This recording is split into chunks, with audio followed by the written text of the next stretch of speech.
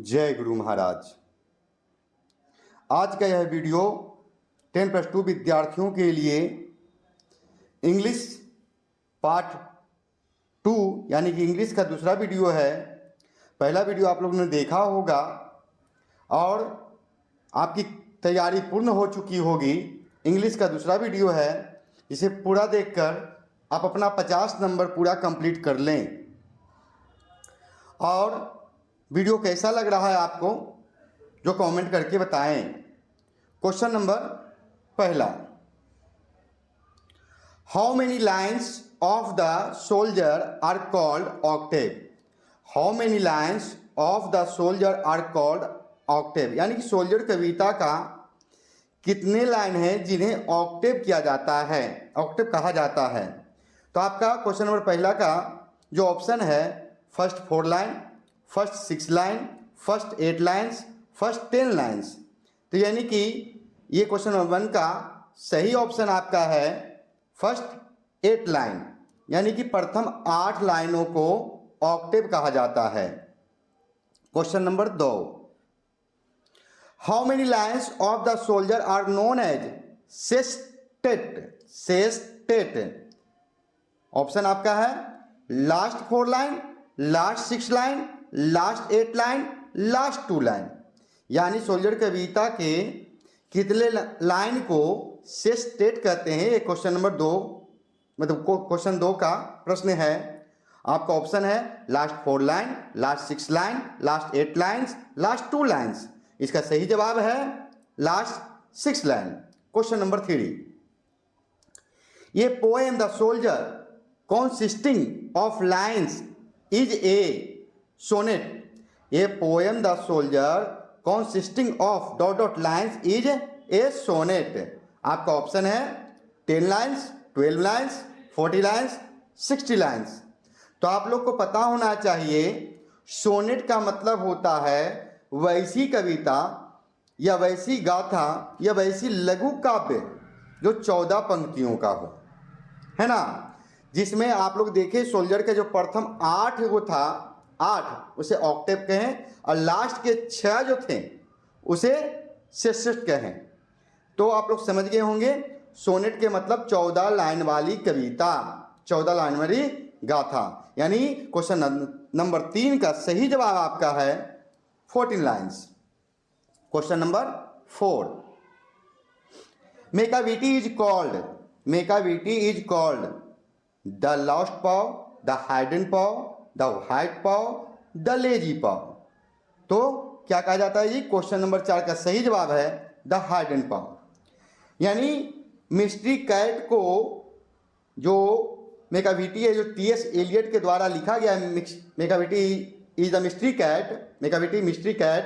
तो इसमें मेकाविटी को कहा जाता है द हाइडन पाव या मिस्ट्री कैट, यानी कि रहस्यमयी बिल्ली, या ये मास्टर क्रिमिनल या द नेपोलियन ऑफ क्राइम, अपराध का नेपोलियन किसे कहा जाता है? मेकाविटी का मतलब होता है। ठीक है, तो मेकाविटी इज कॉल्ड, मेकाविटी को बुलाया जाता है, क्या बुलाया जाता है? द हाइडन पाव, रहस्यमयी बिल्ली, छिपा हुआ पंजा, मास्टर क्रिमिनल, अपराध का नेपोलियन, है ना। क्योंकि इसमें जो बिल्ली है वह नेचुरली क्राइम से बहुत जल्दी गायब हो जाता है, यानी अपनी साफ सुथरा रखता है कि कोई पकड़े हमको नहीं।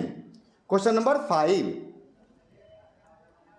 T.S.. Eliot got Nobel prize for literature in. T S. Eliot को नोबेल प्राइज लिटरेचर के लिए कब मिला?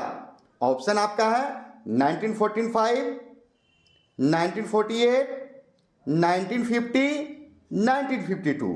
आपका सही जवाब है 1948। 1948 में इनको लिटरेचर के लिए नोबेल प्राइज मिला था, नोबेल पुरस्कार मिला था। किनको? टी.एस. इलियट को। Question number 6, Rupert Brooke was born in the year. Rupert Brooke was born in the year, यानी रूपर्ट ब्रूक का जन्म किस वर्ष हुआ? ऑप्शन है 1887, 1857, 1897, 1877। क्वेश्चन नंबर 6 का सही जवाब है 1887।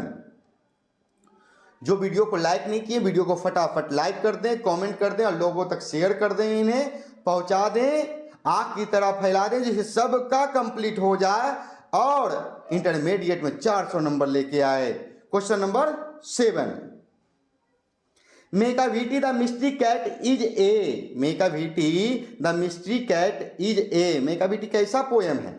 Sad poem, light poem, war poem, natural poem. तो नेचर पोयम तो कैसा पोयम है जी? तो 7वां का सही आंसर है लाइट पोयम, यानी ये हल्की फुल्की हास्यपूर्ण कविता है, व्यंग्यात्मक कविता है ना। Question number 8,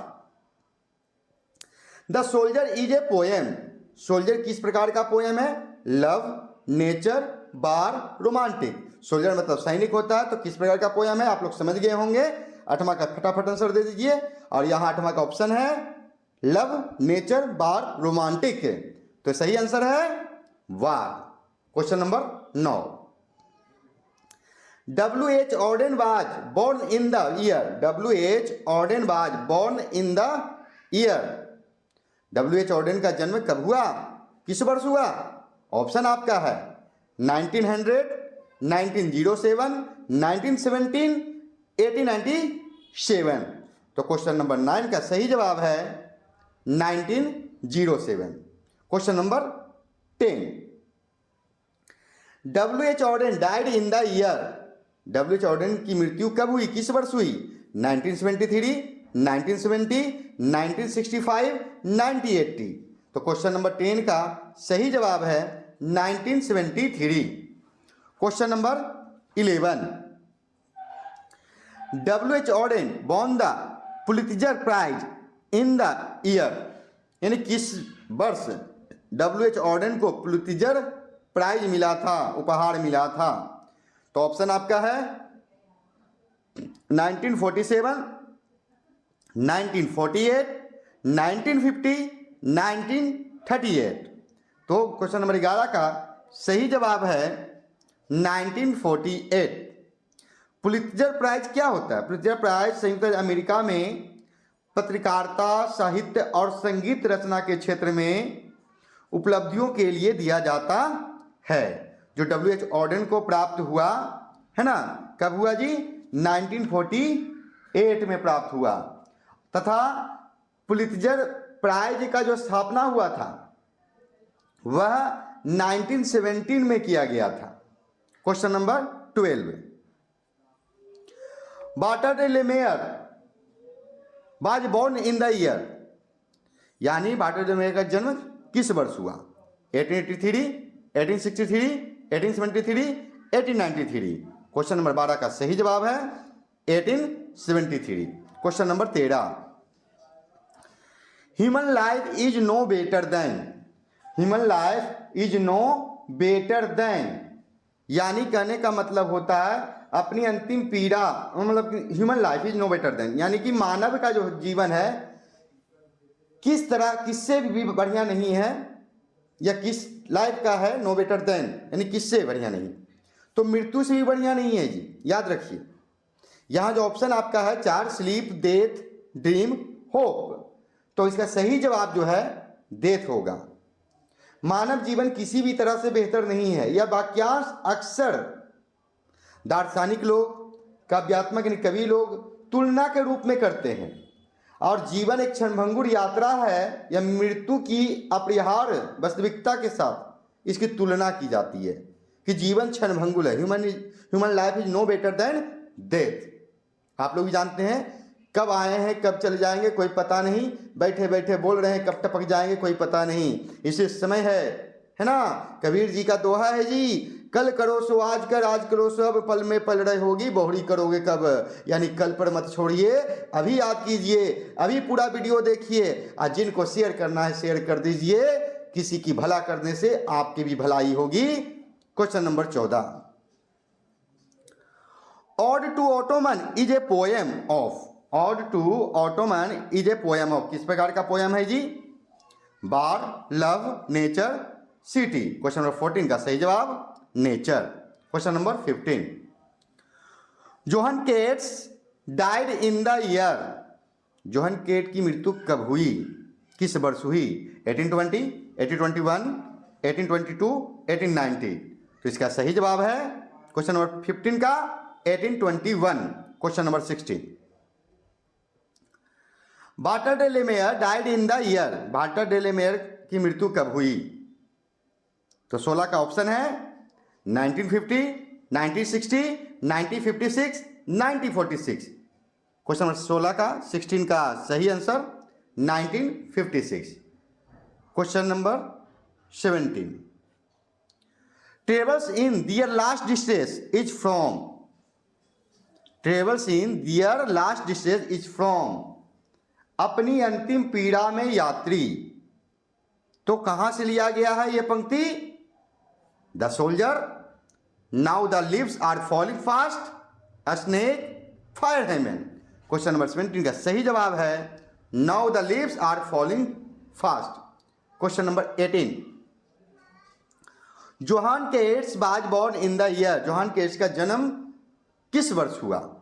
1790, 1795, 1800, 1800, 1785। क्वेश्चन नंबर 18 का सही जवाब 1795 है। क्वेश्चन नंबर 19,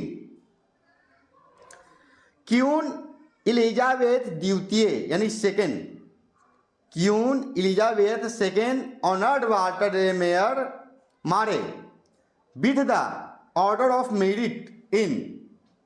यानी एलिजाबेथ द्वितीय वाल्टर डे लेमेयर को ऑर्डर ऑफ मेरिट का पुरस्कार कब दिया? क्वेश्चन नंबर 19 का ऑप्शन है 1950, 1948, 1953, 1960। तो इसका सही जवाब है 1953। Question number 20, an epitaph deals with a beautiful. An epitaph deals with a beautiful, ये कविता में किसके बारे में बताया गया?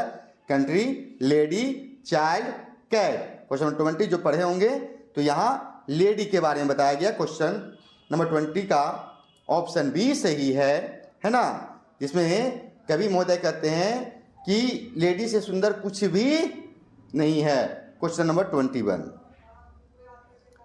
Rupert Brooke speaks in the use of an soldier. तो Rupert book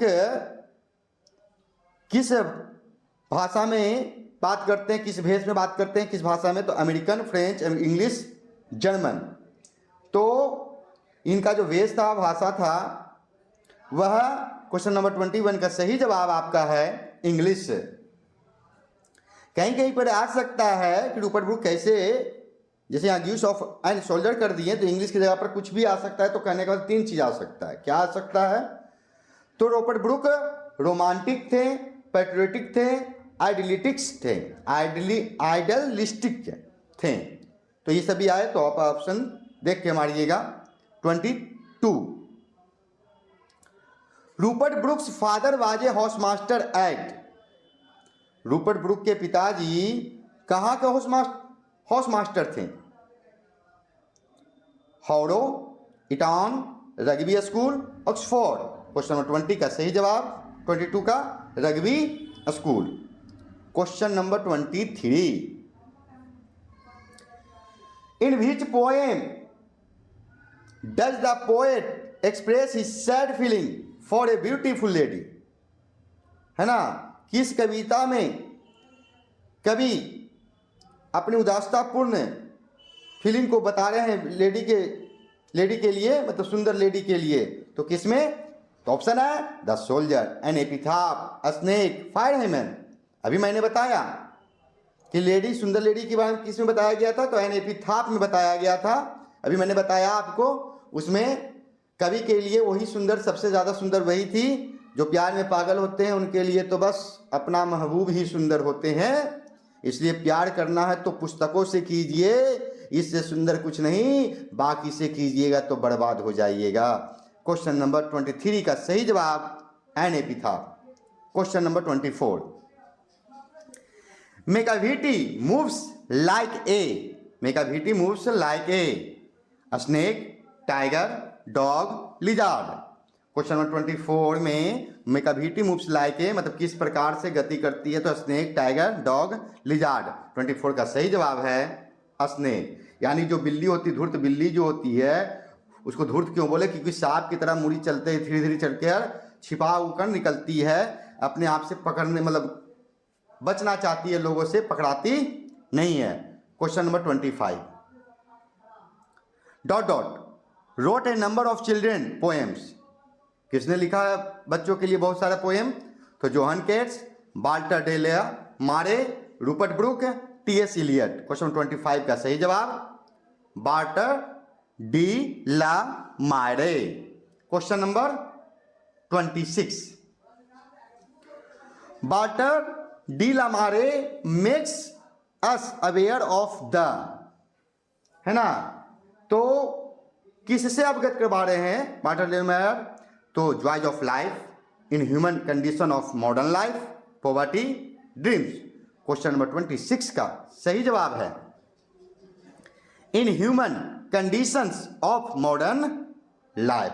question number 27 for Auden poetry was a, for Auden poetry was a light game, serious game, funny game, interesting game. तो यह जो कविता जो है for Auden poetry bye, यानी कि Orton जी का जो कविता है वो किस प्रकार का कविता था, तो गंभीर कविता था, है ना, गंभीरतापूर्वक। तो इसमें हम कह सकते हैं 27 का सही जवाब आपका होगा बी ऑप्शन सही होगा, serious game. 28 question autumn is a season of mellow, autumn is a season of mellow, fruitfulness, noiselessness, bindlessness, darklessness. तो किस प्रकार का है जी, तो ये ऑटोमन जो सीजन है इसमें क्या होता है, फलदायक मौसम होता है, यानी कि फ्रूटफुलनेस। इसका सही जवाब होगा ऑप्शन ए, सही है। 29 Keats is a poet, Keats is a poet किस प्रकार का पोएट है, रोमांटिक, बार, मेटाफिजिकल, मॉडर्न। 29 का सही आंसर है romantic. Question number 30 leaves of grass was published in, leaves of grass was published in 1855, 1865, 1875, 1845। Leaves of grass का प्रकाशन कब हुआ, क्वेश्चन नंबर 30 का सही जवाब है 1855। Question number 31 to wend with apples the most cottage tree is from, यानी सेब से लदे कईदार झोपड़ियों के पेड़ों का झुकना किस कविता से लिया गया, ode to autumn, song of myself, snake, fire hymn. 31 का सही आंसर है ode to autumn. Question number 32 Kamala Das was born in the year, Kamala Das का जन्म किस वर्ष हुआ, 1934, 1924, 1944, 1954। 32 का सही आंसर है 1934। Question number 33 dot dot spend the childhood days with her grandmother, dot dot spend her childhood days with her grandmother, Toru Dutt, Kamala Das, Sarojini Naidu, Pearl S Buck. यानी अपने बचपन के दिन दादी के साथ किसने बिताया, किसने गुजारा, तो क्वेश्चन नंबर 33 का सही जवाब है Kamala Das. Question number 34 He drank enough and lifted his head dreamily as one who has drunken is from, यानी पानी पीकर नशे में चूर व्यक्ति की तरह स्वप्नित भाव से किसने अपना सर उठाया, किसने हिलाया। ऑप्शन आपका है snake, fire hymn, the soldier and epitaph. किसने किया था जी? 34 सही जवाब है स्नेक। पानी पिया, गर्मी के दिन में निकला था पानी पीने के लिए, पिया तंदुरुस्त मन से। किसी को भी मन खुश हो जाता है, प्यास लगे और मिल जाए किसी चीज़ का। तो question number 35, D.H. Lawrence was born in the year. D.H. Lawrence का जन्म कब हुआ? 1885, 1895, 1875, 1905। क्वेश्चन नंबर 35 का सही जवाब है 1885। देखिए जी, जो वीडियो को लाइक नहीं किए फटाफट वीडियो को लाइक कीजिए, जल्द लाइक कीजिए, कमेंट कीजिए, शेयर कीजिए, और जो इस चैनल पर नए हैं चैनल को सब्सक्राइब कर लीजिए, बेल आइकन को क्लिक कर लीजिए, समय पर नोटिफिकेशन जाएगा, आपकी समय पे तैयारी होगी और इंटरमीडिएट में 400 नंबर लेके आइएगा। Question number 36,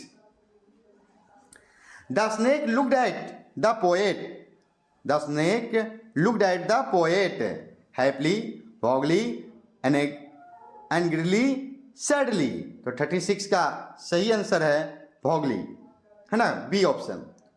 question number 37, D.H. Lawrence was born in the village of, है ना, D.H. लॉरेंस का जन्म किस गांव में हुआ था? Eastwood, Westwood, Northwood, साउथवुड। 37 का सही जवाब Eastwood. Question number 38, the dot dot forgets it's dead, man, fire, animal, wind. तो 38 का सही जवाब है फायर, यानी आग में सब जल जाता है, सब भूल जाता है, खत्म हो जाता है, सबको मिट जाता है, एक एक अंश जल जाता है, कुछ भी नहीं बचता है। Question number 39,